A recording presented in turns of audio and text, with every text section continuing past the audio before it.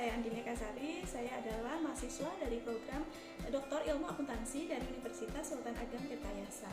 Pada hari ini, izinkanlah saya untuk menyampaikan sedikit ide atau gagasan saya terkait pemulihan ekonomi di Kota Tangerang. Saya tertarik membahas terkait potensi Jiswab atau zakat, infak, sedekah, dan wakaf sebagai solusi pemulihan ekonomi di Kota Tangerang.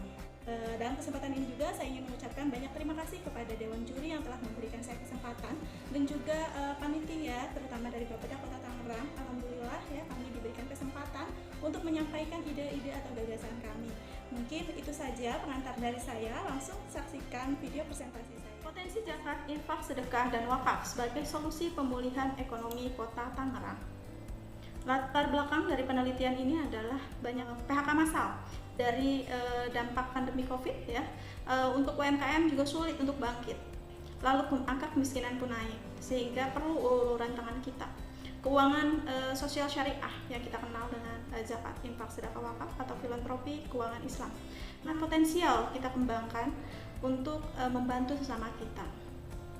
Nah, lalu di sini saya ingin melihat rumusan masalah sebagaimana sih potensi zakat, infak, sedekah, dan wakaf di Kota Tangerang. Bagaimana urgensinya? Lalu yang ketiga, bagaimana strategi dan inovasi yang dapat dilakukan Pemda untuk mempercepat pemulihan ekonomi. Lalu selanjutnya tujuannya, mengetahui potensi, mengetahui urgensi, mengetahui strategis dan inovasi yang dapat dilakukan. Lalu selanjutnya tinjauan pustaka. Zakat adalah harta yang wajib dikeluarkan oleh seseorang muslim atau badan usaha untuk diberikan kepada yang berhak menerima sesuai dengan syariat Islam. Sedangkan infak adalah mempunyai makna memberikan sebagian harta yang dimilikinya kepada orang yang telah disyariatkan oleh agama untuk memberikan orang-orang fakir, miskin, anak yatim, kerabat, dan lain-lain. Lalu sedekah. Sedekah menurut bahasa adalah syikoh yang berarti benar. Menurut tafsiran adalah orang yang suka bersedekah adalah orang yang benar pengakuan imannya. Jadi sedekah adalah perwujudan sekaligus bukti keimanan seseorang.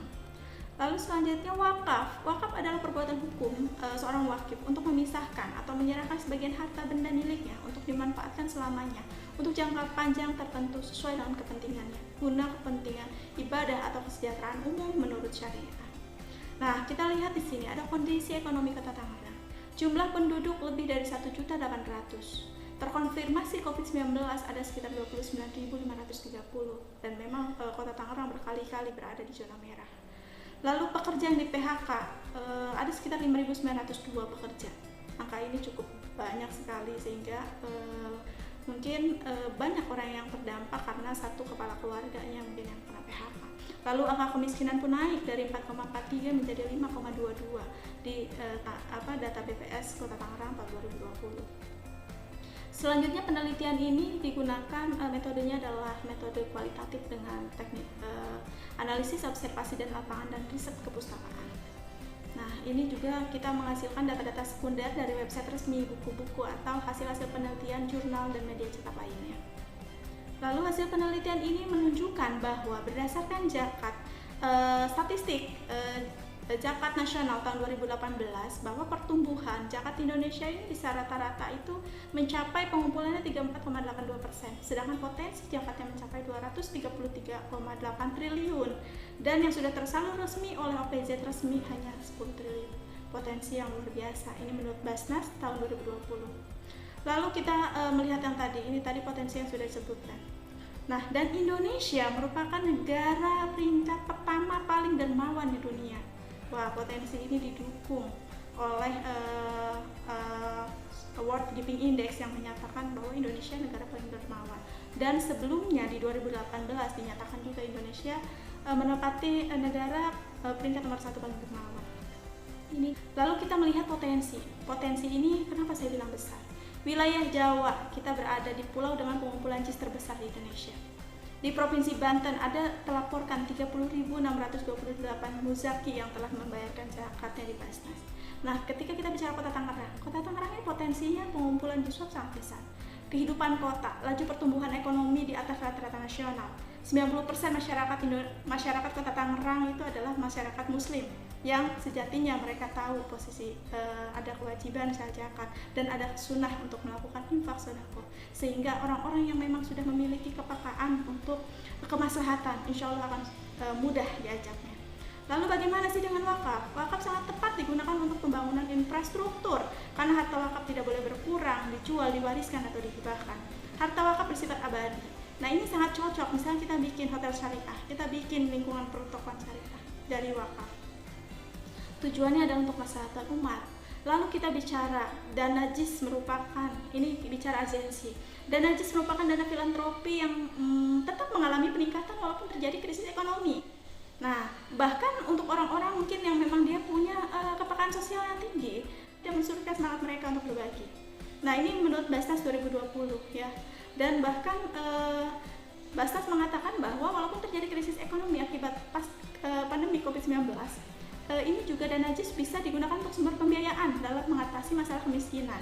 Berarti dana JIS dapat digunakan untuk mengatasi masalah kemiskinan.